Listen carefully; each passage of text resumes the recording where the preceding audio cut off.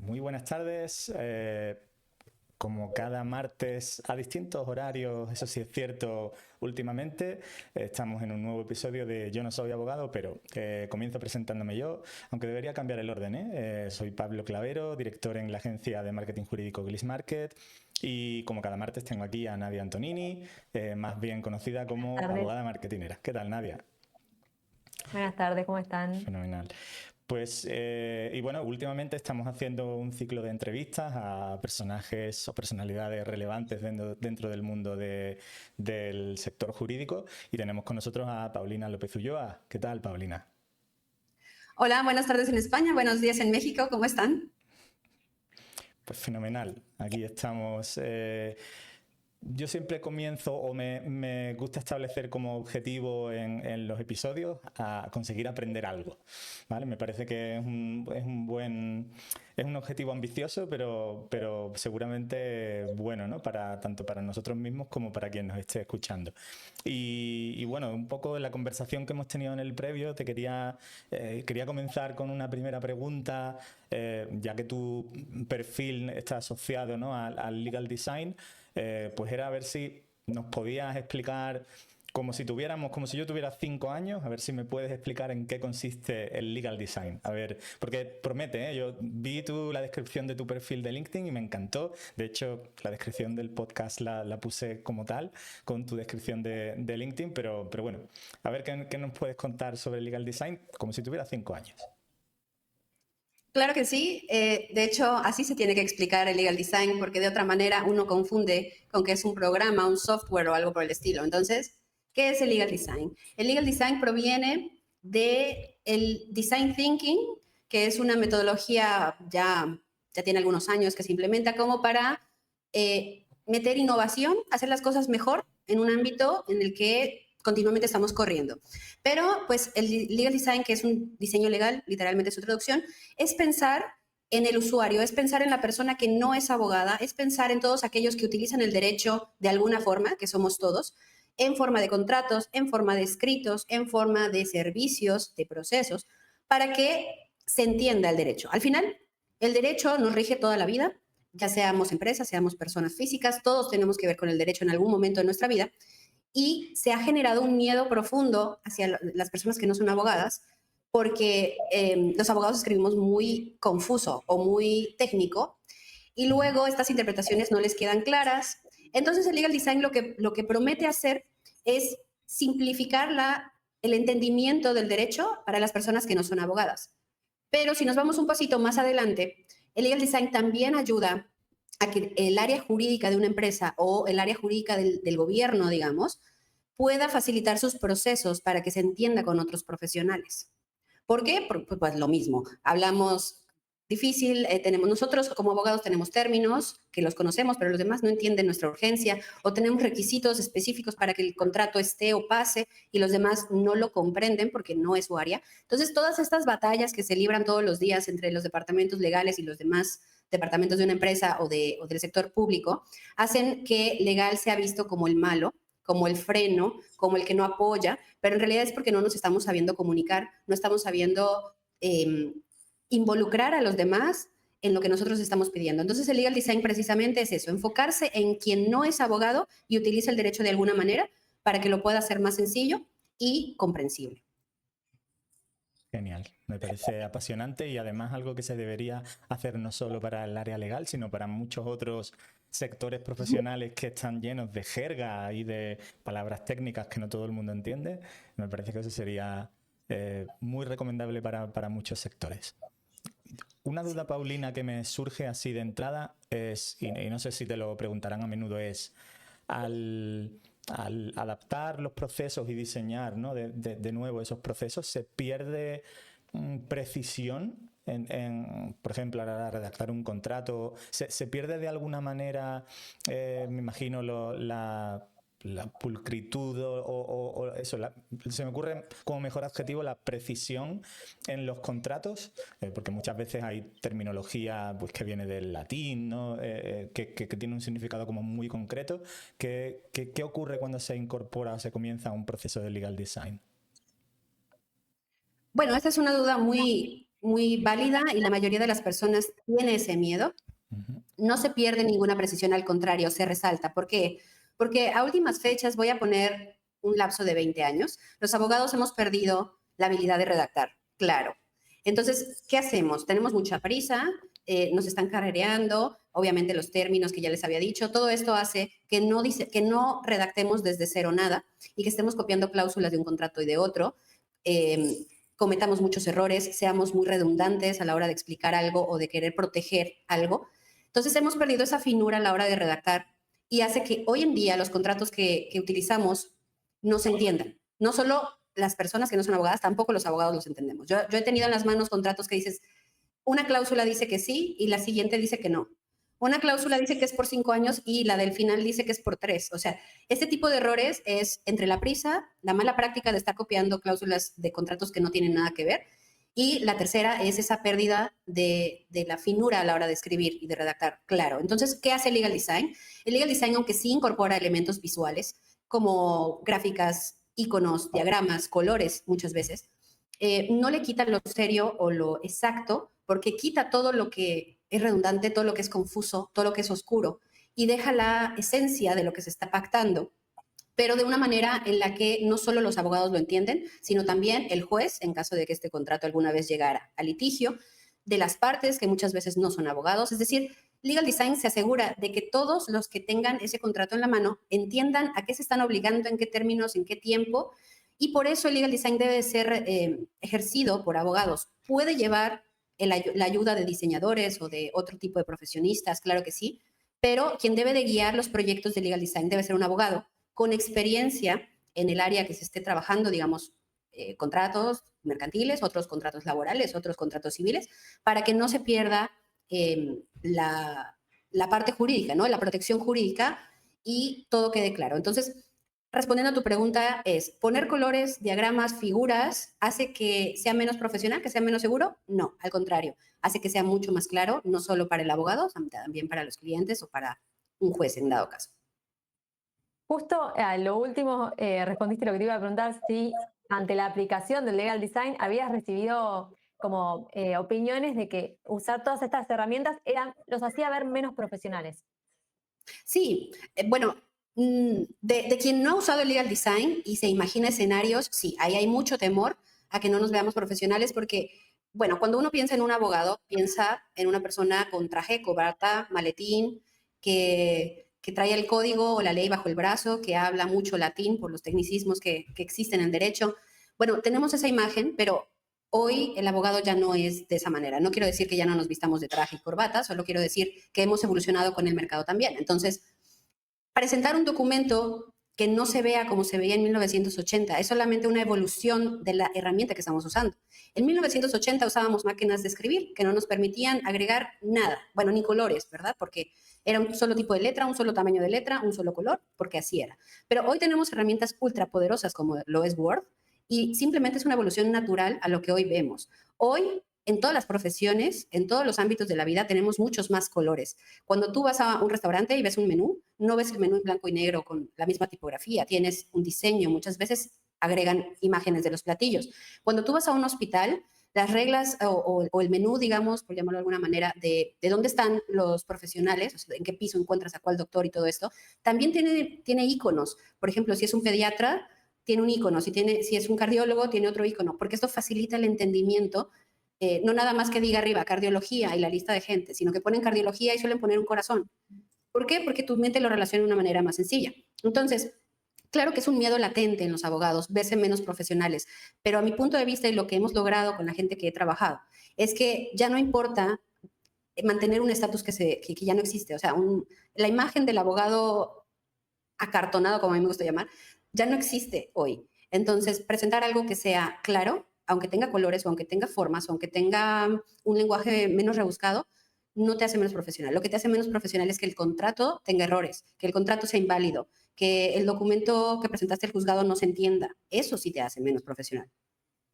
Que el cliente firme una cosa pensando que estaba firmando otra. Correcto. Que por la prisa pusiste cláusulas que se contraponen. Imagínate qué sucede, Nadia, si tú le haces un contrato a un cliente en el que estás protegiendo una operación y por la prisa, porque no creo que nadie lo haga a propósito, por la prisa, por el descuido, metes cláusulas contradictorias. Y el día de mañana ese contrato se tiene que ejecutar, pero el juzgado te dice, oye, en cláusula 1 dices que sí, en cláusula 2 dices que no. ¿Cómo quedas tú como la abogada que redactó ese documento? Aunque el litigio salga bien, o sea, no importa, simplemente es un, uy, no, nadie hizo esto, Dios mío, qué pésima abogada es. Y a veces son descuidos, ¿no? Sí, totalmente. Sí. Entonces, eso es lo que cuida el legal design, que se entienda no nada más para el cliente, sino para todos los que vayan a interactuar con esos documentos. Imagino que como abogada que he trabajado dentro del Poder Judicial, que esto sería muy útil aplicarlo a las sentencias, porque siempre pensé que las sentencias, si bien las dicta un juez, para mí los destinatarios son las personas que están en el litigio, más allá del abogado, como las partes realmente. Y quizás hoy en día una persona que lee una sentencia no la entiende. Y es su sentencia, decide sobre su vida. Bueno, no solo las sentencias, digo, ahí tienes un punto muy válido. Aquí en México tenemos un proyecto, digamos, porque todavía no permea en todas las disciplinas, que son las sentencias de fácil lectura. Están dirigidas más bien para personas menores de edad o para personas que tienen algún tipo de condición y han funcionado muy bien. Aquí la pregunta que hacemos los mexicanos es por qué si funcionan con ellos no las aplican para todos. Pero por eso digo que es proyecto, porque todavía falta que estudien algunas cosas.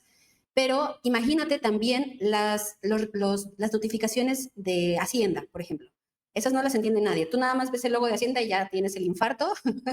Pero cuando lees el contenido no te queda claro si te están multando, si te están llamando, si te están requiriendo, si ya vas para la cárcel o qué, porque es muy técnica su forma de comunicarse y aunque ellos dicen, es que así dice la ley, sí, pero te estás comunicando con alguien que no conoce la ley a fondo como la conoces tú. Entonces yo creo que podríamos usar un lenguaje también más sencillo. Ahí, bueno, en todo se puede utilizar el legal design. El miedo es ese que ambos me han preguntado. Pierde eficacia, pierde prevención, me veo menos profesional, ¿qué tal que el juzgado me lo rebota? ¿Qué tal que no es la manera? Nadie quiere hacer el ridículo, pero no es hacer el ridículo, porque no estás experimentando a ciegas. El legal design siempre toma en cuenta al usuario, el usuario quién es el que usa el documento, el contexto en el que se está utilizando y los posibles usos futuros que van a haber. Entonces, un contrato no es nada más redactar, firmar y guardar. Es redactar, firmar, consultar y, en su caso, ejecutar, ¿no? Entonces, todo esto lo toma en cuenta el legal design. Una partida de legal design no la vas a terminar en 2 días. Estas personas del área comercial, que casi siempre son los que tienen la prisa, que están, abogado, es que hizo el contrato para ayer, ¿no? Suele ser la frase que más se repite. Si tú quieres implementar legal design, no lo vas a lograr así. Tienes que darte un tiempo para analizar todo, hacer pruebas internas antes de pasarlo a firma o determinar que vas a quedarte con ese modelo. Y después evaluar los efectos para que entonces puedas replicar lo que encontraste en futuros contratos. Es un proceso como de investigación científica que no vas a hacer rápido, pero una vez que logres encontrar el problema y lo resuelvas, lo puedes aplicar a otras cosas y te ahorras un montón de tiempo. Yo justo te iba a preguntar acerca de los tiempos, porque sí, me daba la impresión de que aplicar esta metodología en contratos debe ser algo más lento bueno, pues que aplicar una plantilla, ¿no? O como tú has dicho antes, ¿no? Copiar cláusulas de otros contratos y finalmente redactar uno. Y en el mundo en el que vivimos, en el que, como tú bien has dicho, todo es para ayer, parece algo como contraproducente.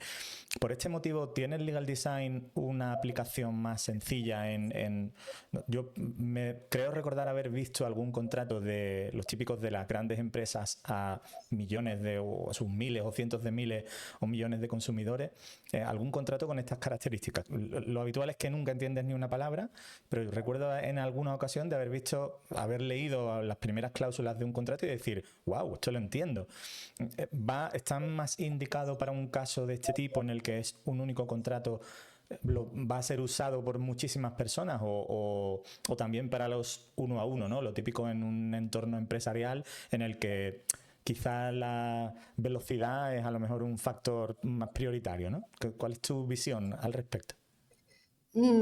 Bueno, yo no sé qué opinen colegas de legal design, porque hay opiniones cruzadas ahí, pero mi opinión, es que a veces el legal design se piensa para lo más grande y legal design normalmente arregla lo más pequeño. Te voy a poner un ejemplo. El año pasado trabajé con una empresa que tenía un problema recurrente entre el área legal y el área comercial. El área comercial, simplemente por la comunicación. No es que las personas tuvieran un problema personal entre ellos, solo que había muchos retrasos, muchos errores, muchas cosas que estaban lastimando a la empresa en sentido de dinero y de clientes. Entonces pusimos a analizar, porque Legal Design parte siempre de investigar. Entonces, entrevistas, captura de documentos, o sea, cuál es el documento que usas, pásame esta plantilla, o sea, entender bien cómo funciona para poder entender dónde está el problema. Y en estas entrevistas que tuvimos, que además son individuales para que la gente pueda expresar lo que necesita expresar sin sentirse juzgado, descubrimos que el problema era el lenguaje de los correos, en los que legal le mandaba información a comercial y el mismo lenguaje de comercial, o sea, estábamos hablando, te lo voy a poner así, uno estaba hablando ruso y el otro hablaba árabe. Entonces, aunque se mandaban los correos, se adjuntaban los documentos, se ponían fechas, horas y demás, no se estaban entendiendo. Cuando se veían en el pasillo, seguían hablando uno ruso y el otro árabe, entonces tampoco se entendían y se empezó a generar una fricción de es que legal tiene la culpa, no, es que comercial tiene la culpa. Y esta fricción obviamente estaba perjudicando a toda la empresa. Entonces, ¿qué hicimos? Hicimos un manual de comunicación en el que los dos iban a entender los conceptos. Primero sacamos glosarios del área comercial, qué significa esto, y glosarios del área legal, este término significa esto, así.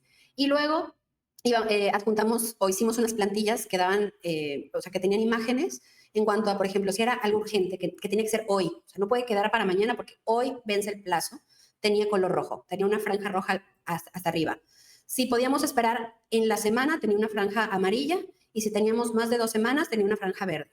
Este tipo de cosas, como te digo, son lenguajes universales. Si nosotros vemos el símbolo de alto que hay en las vialidades, hace poquito mi hermano viajó a Argentina y veo que allá dice pare. Y luego en México dice alto y en otro lado dice, bueno, pero el círculo, perdón, es un hexágono, es rojo y las letras son blancas. Entonces, aunque tú estés en un lugar donde no entiendes el idioma, tú ves el símbolo y sabes qué significa. Entonces, usamos ese tipo de lenguaje no verbal que ayudó a que las dos áreas se entendieran y las cosas fluyeran mucho más fácil y no hubiera esta fricción de, es que tú dijiste, pero yo entendí, sino más bien, ok, franja roja es para hoy. O sea, no me voy hasta que no te lo mande, ¿no? Con quien tenga que hablar, lo resolvemos. Y empezó entonces a generarse esta conversación ya entre las áreas como equipo y no como enemigos. Por eso, contestando tu pregunta, es si yo creo que el legal design solamente se debe de aplicar o principalmente se debe aplicar a todo lo que tenga que ver directo con el cliente, no. A todo donde haya un problema de comprensión jurídica, ahí es donde se tiene que arreglar. Y a veces no termina modificándose el contrato, a veces es la mera comunicación de las partes la que se tiene que arreglar. Qué interesante. Sí, yo creo que lo que había entendido de Pablo también, que yo lo he visualizado también, es en los contratos de adhesión. Que quizás ahora se ve un poco más aplicado el legal design. Esto que firmamos todos cuando, no sé, vamos a un banco, que no tenemos opciones, porque uno no puede negociar ciertas cosas. Y creo que hay un poco, que hay términos, hay gráficos que están empezando a aplicar de a poco. Sí, mira, en Estados Unidos hace algunos años se aplicó un experimento porque había muchos casos de juez, ¿cómo se llama? Hay un juzgado de vialidad, creo que se llama, ¿no? Todo lo que tiene que ver con el auto, infracciones, no recuerdo su nombre exacto. Algo así. Sí. El caso es que había muchísima gente y estaban considerando si abrir más juzgados o implementar alguna técnica para bajar un poco el volumen de gente que tenía infracciones o que tenía que pasar por una audiencia. Entonces contactaron al laboratorio de Legal Design de Stanford, que ahí es donde todo esto se hace famoso, y empezaron a aplicar cambios a la ley de vialidad, no en cuanto al fondo, sino a la forma. Se dieron cuenta que los que manejan autos tienen un perfil muy variado. Hay gente que tiene maestrías, doctorados, que son gente muy estudiada, pero también hay gente que nunca fue a la escuela. Entonces, tenían que adaptar el lenguaje a la parte más baja de comprensión y si ellos la entienden, todos los de arriba la entienden también. Así que empezaron los experimentos en cuanto al lenguaje, al uso de símbolos, a la presentación de cómo, o de establecer las reglas, por ejemplo, esto de pasar por un hospital a cierta velocidad y con la música baja, las franjas amarillas donde no te puedes estacionar en las vías públicas, todas estas cosas, empezaron a hacer experimentos y a comunicárselo a la ciudadanía y bajó un 36% el número de infractores, simplemente porque no sabían que no se debía hacer. Y con eso queda marcado que sí, que efectivamente todo esto que está, que llega a todo el público, o sea, que tiene un usuario muy amplio, también debe ser diseñado. Es que Si me apuras tantito, te digo que legal design es para todo y para todos. Así. Ujú. Me acabas de recordar una anécdota que muy a menudo recuerdo en mi cabeza. Hace el año pasado, creo que fue, estuve en Islandia de vacaciones y allí en los radares es un tema de tráfico también, ¿no? En los radares para una zona urbana, para entrar en una zona urbana, que detectan tu velocidad y te dicen si estás por encima del límite, por debajo, ¿no? O en un rango normal o vas despacio, que es lo ideal, es el comportamiento, digamos, que hay que animar, ¿no? Allí, en vez de los radares que hay aquí en España, te dicen simplemente la velocidad. Si el límite es en 40 y vas a 45, te dice 45. No te dice nada más. Bueno, pues allí en Islandia ponían caritas. Y entonces te ponía, si ibas por debajo del límite, es decir, en lo ideal, te ponía una carita sonriente, y si ibas por encima del límite, te ponía una carita de enfado, como un emoji. Me parece brillante, porque yo conduje por prácticamente toda la isla, por Islandia, y yo quería ver las caritas sonrientes. Es un poco absurdo, pero digamos, evitas una multa o un comportamiento que no es beneficioso para la sociedad simplemente por una carita. Y sin embargo, en los radares que hay aquí en España, pues no se aplica eso. Entonces, bueno, ves 43 y como si ves 37, no te genera, digamos, esa emoción que va asociada al comportamiento ideal, ¿no? Por parte de los conductores, ¿no? Entonces creo que es exactamente esto mismo que tú Pero, estás diciendo. a ver, Pablo, ¿tú consideras que el hecho de que pongan un emoji los hace menos, o sea, es menos estricto? Tú piensas, no es el gobierno porque me está poniendo una carita. No, Ahí está la respuesta a la pregunta que hablamos sí, hace unos momentos. Tú 100%. sientes algo, tú sientes de una manera inconsciente que la carita feliz está bien, que la carita enfadada es que algo estás haciendo mal y buscas corregir en ese mismo instante, no te esperas. Exacto. Pero si trasladamos esto a documentos jurídicos, el miedo de los abogados es ese, es que no me veo profesional, es que cómo voy a usar colores, es que no, eso no se veía, pero simplemente regresando al hecho de que antes no teníamos todas las herramientas, antes, bueno, vamos otra vez, 1980 no teníamos cómo poner emojis en los radares, tampoco teníamos cómo diseñar documentos, pero si nos vamos para atrás, mucho más atrás, en la época de 1400 por ahí, los papas tenían diseñadas sus bulas papales de tal manera que sin leer el contenido ya eran autoridad. Desde que las veías dobladas con sello y además traía como unos listones rojos, sabías de quién venía, sabías que ahí había una orden y que además era incuestionable, ¿no? Porque el papa en su momento era la figura más importante políticamente hablando. Entonces, cuando vemos el diseño de los documentos anteriores, y estoy hablando de muchos años atrás, nos damos cuenta que el ser humano siempre ha diseñado respecto a lo que sentimos, comunicamos más sin palabras que con palabras. Pero todo esto lo perdimos en el tiempo en el que la máquina de escribir estuvo en boga, porque no teníamos elementos para integrar y ahora sí los tenemos. Es ese miedo nada más. ¿Cómo hacemos la transición? Y es solamente dándote cuenta que es la evolución natural. Uh-huh. Y se me ocurrieron dos reflexiones, como lo de la carita en el radar, siento que puede producir el mismo efecto en un contrato, que es hacer sentir a la persona parte. Cuando uno entiende lo que está firmando, porque es algo, si estoy firmando un contrato, no sé, de una constitución de una sociedad, y no lo entiendo, como que hay algo que se pierde, bueno, es mi empresa, o sea, yo estoy constituyendo algo, estoy haciendo algo, y creo que entenderlo y que el otro sepa que lo que está firmando todo lo hace parte también. Y creo que eso es muy valioso. Claro. De hecho, una traducción más simple, porque he estado tratando de buscar cómo traducir al español el legal design, porque cuando tú dices diseño legal, automáticamente piensas en diseñador gráfico. Diseño siempre lo vemos como en algo que se vea bonito, con colores y tipografías. Entonces se pierde el sentido del diseño. Diseño, su palabra significa cómo se usa, ¿no? No es cómo se ve, es cómo se usa. Entonces, tratando de encontrar esta traducción para que quede más claro, encontré que es el diseño de la experiencia del usuario. Eso es legal design. Es la experiencia del usuario. ¿Por qué? Porque las leyes nos dan estructura. ¿Qué se puede hacer? ¿Qué no se puede hacer? ¿Cuáles son las opciones? Pero, ¿cuál es la queja de todos los países, al menos de los que yo conozco, que son los latinoamericanos o hispanohablantes? Todos tenemos un problema. Está la ley ahí y nadie la respeta. No porque seamos infractores naturales, seamos unos delincuentes automáticos, es muchas veces porque no entendemos por qué, cuándo, cómo, qué opciones tengo, qué pasa si sí, qué pasa si no. Entonces, la lucha constante de la ley es, aquí están las reglas, obedécelas. Y voy a hacer voy a empezar a subir los castigos para que me hagan caso, porque esa es una mentalidad antigua también. Mientras más duro sea con el castigo, menos lo vas a hacer. Pero si tú más bien cambias la perspectiva y haces que entiendan por qué está esa estructura, o cambiar partes de la estructura que a lo mejor hoy ya no aplican, porque tenemos un movimiento de la sociedad muy grande, no nada más en derecho, en todo, todos se están moviendo.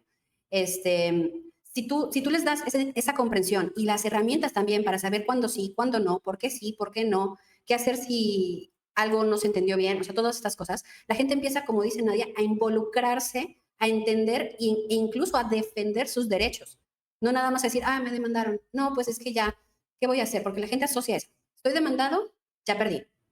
Cuando en realidad no. Cuando te demandan, tú también tienes voz para defenderte. Pero la gente lo asocia así. Me demandaron, ya. O sea, me van a castigar. Todas estas cosas son las que Legal Design trata de cambiar, pero necesitamos que los abogados se abran a ello, que dejen un poquito el miedo a transicionar, porque los beneficios son enormes, pero el problema ahorita es la resistencia a dejarlo lo conocido y lo cómodo. Completamente. Y pensaba que un abogado que se ocupa de su legal design, por decirlo de alguna manera, lo puede hacer parte de su marca personal también. Uy, no, definitivamente. Hoy en día, un abogado es que acabas de juntar dos conceptos que son innovadores y que a los abogados, a los dos, los rechazan. Marca personal y legal design. Un abogado que abraza la innovación es un abogado que hoy brilla automáticamente solo por eso. Ya no quedemos con sus capacidades legales, si es bueno o no es malo, si es maravilloso, si es un genio, pero un abogado que da más opciones, el mercado lo percibe como wow, wow, esto no existe, es el único que hace esto, ¿no? Entonces los beneficios son maravillosos. ¿Por qué? Porque la marca personal, para empezar, es el activo de todas las personas que tengan nombre, cara y profesión, que nadie está usando o no mucha gente está usando, pero si además a eso le sumas que eres innovador o que te preocupas, que ese es el mensaje, que te preocupas de que entiendan y que no eres egocéntrico y que no eres altanero y que no eres se me fue la palabra, altivo, entonces la gente quiere hablar contigo porque lo haces sentir comprendido. ¿Y qué quiere el ser humano en el fondo? Los psicólogos te lo pueden decir. El único deseo del ser humano, sin importar nacionalidad o género, es sentirse comprendido, sentirse visto. Por eso tenemos relaciones humanas, por eso hacemos todo lo que hacemos, porque queremos conexión. ¿Y cómo se da la conexión? Con comprensión. Quien te hace sentir comprendido se te queda en la cabeza, sea una persona en la calle, sea un médico, sea un maestro, sean tus padres, una pareja. Alguien con quien llegues a ese nivel de comprensión, o sea, de que tú te sientes comprendido, no lo olvidas. Sí, coincido. Y se me ocurre, Paulina, bueno, y esta es una pregunta creo muy típica, ¿no? Hoy en día con todos estos tiempos algo convulsos que estamos viviendo con IA, automatización, toda esta ola de tecnología impacta de alguna manera el legal design, va alineado porque de alguna manera el uso de IAs, ¿no? La sensación que yo tengo es que la IA genera textos larguísimos, difíciles de comprender muchas veces. O sea, me parece como que va en contra, ¿no?, de lo que tú estás diciendo, ¿no?, de hacer las cosas más usables, más sencillas, más accesibles, ¿no?, para los usuarios, ¿no? ¿Cómo crees que influye la tecnología en este enfoque, ¿no?, hacia el sector legal? Podría ser una herramienta muy poderosa a favor del legal design y de la comprensión. Pero recordemos, y esta es la parte que incluso a mí se me olvida, creo que a todos se nos olvida, es que la inteligencia artificial no es pensante por sí misma, se basa en muchísimos datos, y si analizamos los datos jurídicos en los que se basa, dime tú qué tipo de contrato se encuentra, en qué se basa, ¿no? Entonces es un batiburrillo de contratos extraños, difíciles, confusos, y obviamente cuando tú le dices, hazme un contrato de arrendamiento, se va a basar en esas plantillas y te va a dar una cosa que en el mejor de los casos está completa. Entonces, ¿qué podría pasar? Podría pasar que si la empezamos a alimentar con otro tipo de información, las respuestas cambien en el futuro y sean mucho más amigables al usuario, sean mucho más comprensibles, sean más cortas. Pero mientras no se las demos, pues la inteligencia artificial se basa en lo que hay. Por eso, cuando me dicen, es que yo redacto mis demandas, mis denuncias y todo con alguna inteligencia artificial que son de las genéricas, ChatGPT, Claude, todas estas, le digo, no lo hagas. No, es que me ahorra horas, lo sé, pero ¿en qué se está basando? Entonces, primero crea tú un formato y luego lo alimentas con ese formato y luego ya le pides que te haga otro basado en el tuyo. Pero nadie quiere hacer ese trabajo porque no se quieren exponer al ridículo, todo el mundo anda corriendo y no lo saben hacer. Entonces la inteligencia artificial es un arma muy poderosa que podría jugar a favor de la comprensión y del legal design, pero hoy nadie la está alimentando con nuevos formatos o con nuevas estructuras, entonces tenemos el mismo resultado de siempre. Es como tomar una aspirina cuando te duele la cabeza. En vez, yo tengo una política mía personal, si me duele la cabeza no tomo aspirina hasta saber por qué me duele la cabeza. A ver, tomé agua, hace calor, dormí, ya comí, estoy muy estresada. O sea, ¿por qué me duele la cabeza? Ya cuando encuentro por qué o tengo algunas razones, decido si me la tomo o atiendo el síntoma. Ah, pues no he comido, pues como. No he tomado agua, pues tomo agua. Y trato de no tomarme esta aspirina solo porque sí. Entonces, los abogados, ¿qué hacemos? Nos estamos tomando aspirinas constantemente, todo el tiempo.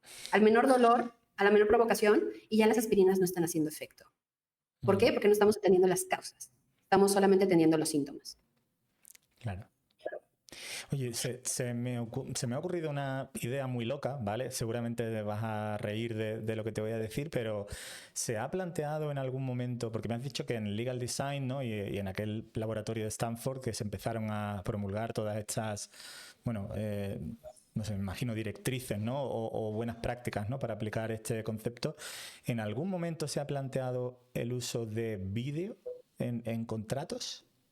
Porque a veces el vídeo es la manera más sencilla de explicar algunos conceptos, ¿no? No sé, te digo que es muy loco, ¿eh? No es tan loco, no es tan loco porque al final la ley prevé que el contrato pueda ser escrito, pueda ser verbal o pueda ser contenido de muchas formas. Incluso podemos hacer una presentación de PowerPoint en el que tú y yo nos ponemos de acuerdo en unos puntos y lo firmamos y es un contrato. No tiene la forma tradicional de documento tamaño A4 y demás, pero tú y yo nos estamos poniendo de acuerdo en algo y aceptamos. Entonces, no sé si se haya planteado, no tengo conocimiento, pero es una buena idea.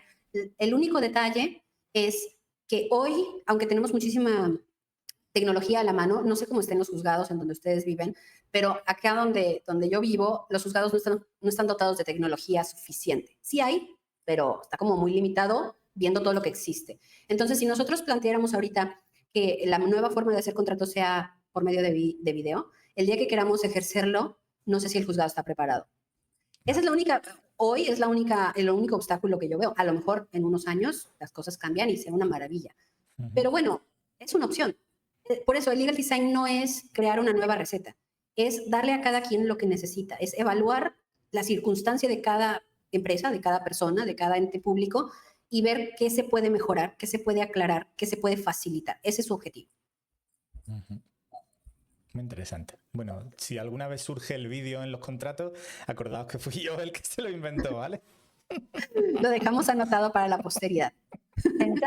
Pensaba en lo que decían y me acuerdo que yo terminé de trabajar en el Poder Judicial de Argentina en agosto del año pasado, hace un año, tampoco hace tanto.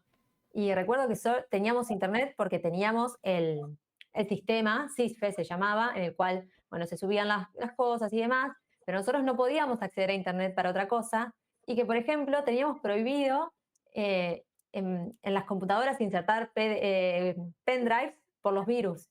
Así que como me estaba riendo internamente, yo pensaba en la tecnología y pensaba en esa imagen y digo, claro, por lo menos falta un poco. Pero también lo que me parecía interesante es que al proceso interno creo que le haría mucho bien, al proceso interno de los juzgados le haría mucho bien el legal design.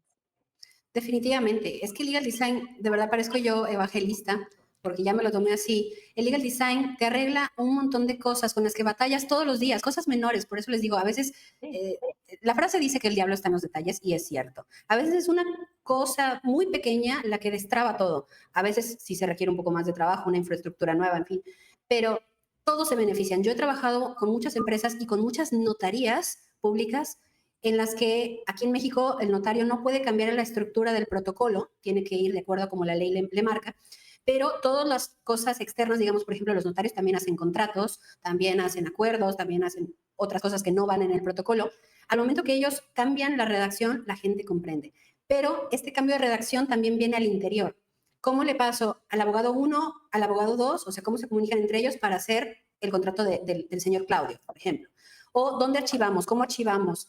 ¿Cómo cobramos? cómo establecemos no solo los precios, sino la forma de pagar. Todo eso es legal design porque estás tomando en cuenta al usuario y estás trasladando la parte jurídica y a veces administrativa para que a todos les haga sentido. Entonces, algunas notarías que han trabajado conmigo han roto los cuellos de botella que los tenían años atrasados y que además les estaba afectando a nivel reputacional, porque la notaría puede ser muy buena, pero se tardan mucho. Entonces, yo quiero un notario más rápido. ¿Cómo hacemos eso?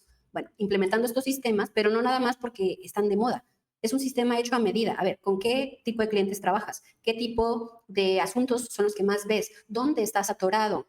¿Sí? Porque aquí no es culpa de fulanito o de fulanita, siempre es un problema de sistema que no existe. Ese es el problema, que no existe el sistema. Entonces empiezas a crearlo, empiezas a desarrollarlo y las cosas fluyen y fluyen. Y entonces puedes tomar más clientes, los clientes a los que atiendes están contentos, no nada más por el trabajo que hiciste, sino por el tiempo en el que lo hiciste, por la flexibilidad en el pago, no lo sé. Hay un montón de cosas que se pueden hacer. Y un aspecto muy importante, me parece, es adaptarlo también, usarlo también en la comunicación abogado-cliente, que a veces no tiene un obstáculo, es una carrera de obstáculos a veces. Sí, hace un ratito hablaba sobre la marca personal. Yo he estado haciendo experimentos metiendo legal design a la comunicación en redes sociales, precisamente porque los abogados no sabemos vendernos. Es más, la palabra vendernos o vender nos aterra. Nosotros no nos vendemos, a nosotros nos contratan.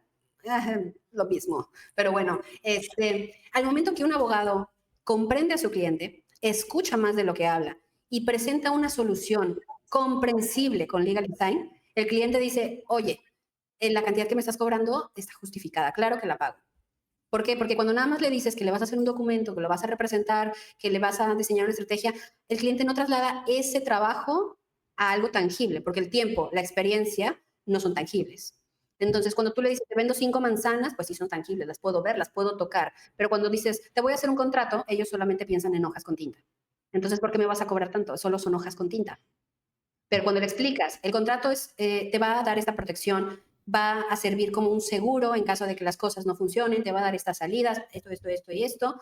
Entonces el contrato ya no son hojas, son opciones, son seguridad, son certeza y eso, aunque sigue siendo intangible, justifica normalmente el honorario que estás cobrando. El cliente lo puede materializar en su vida.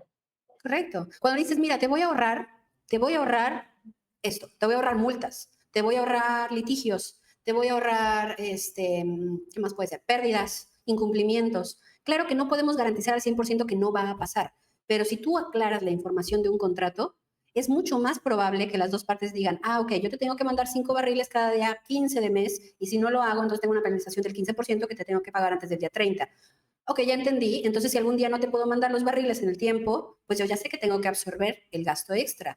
No quiere decir que no lo vayan a incumplir, pero por lo menos queda claro y la gente empieza a ver cómo se mueve para que estos incumplimientos no surjan. En cambio, cuando dicen, entregará la mercancía, sin especificar qué mercancía, en las primeras 2 semanas del mes, no es lo mismo decir el día 15 del mes que en las primeras 2 semanas del mes, no se entiende igual. En caso de incumplimiento, aplicará la penalización establecida en la cláusula sexta. Sí, a lo mejor está ahí, pero no me queda claro cuál es la penalización. Entonces, estos pequeños cambios parecen muy absurdos, pero así como decías de las caritas en los radares, es lo mismo. Y yo lo que hago es que en las cláusulas de penalización les pongo un recuadro detrás con un color no brillante, pero un color diferente. O sea, no es blanco, podría ser gris, un azul muy clarito. ¿Por qué? Porque al momento que la estás leyendo, esa cláusula no se te va. ¿Por qué? Porque tiene un diseño diferente. Entonces, como quiera, no leíste nada, pero esa sí la leíste. Esa no se te va. Entonces, todas las cláusulas importantes yo les pongo un diseño diferente, que va acorde con lo que estamos escribiendo, pero eso en muchas reuniones les digo, lee el contrato y luego les hago preguntas. Se los quito y les digo, ¿qué decía la cláusula sexta? No sé. ¿Qué decía la cláusula primera? No sé. ¿Qué decía la cláusula en donde estaba ese cuadrito? Decía que la penalización, no sé. Esa sí la leyeron. Entonces, son estos cambios, pequeños cambios que hacen la diferencia. Súper interesante. Sí, es súper interesante. Paulina, se me ocurre que quien nos esté viendo va a querer empezar a implementar el legal design, ¿no? En su día a día, sobre todo si son abogados o notarios también. ¿Qué pueden empezar a hacer? ¿Cuáles son los primeros pasos que tú recomendarías como experta en el campo para quien se quiera iniciar en esto? Bueno, primero tienen que conocer la metodología porque no se trata solo de llegar a ver qué se me ocurre a mí que pueda mejorar, porque eso sería trabajar desde el ego. Yo creo que Nadia, tu contrato debería usar Arial en vez de Times New Roman, pero eso es lo que yo creo, ¿no? No lo sabemos, a lo mejor sí, a lo mejor no. Entonces, primero es conocer la metodología. Hay muchos cursos que se pueden tomar. La mayoría están en inglés o en finlandés, porque los finlandeses son los que comenzaron con todo esto. Algunos pocos hay en español, yo tengo algunos. El tuyo. Entonces, empiezas con la metodología. Ya que la comprendes, porque tiene unos pasos muy marcados. Primero es entender, después es razonar, luego es idear, luego es probar, ¿no? Una vez que tienes la metodología, ¿qué te diré?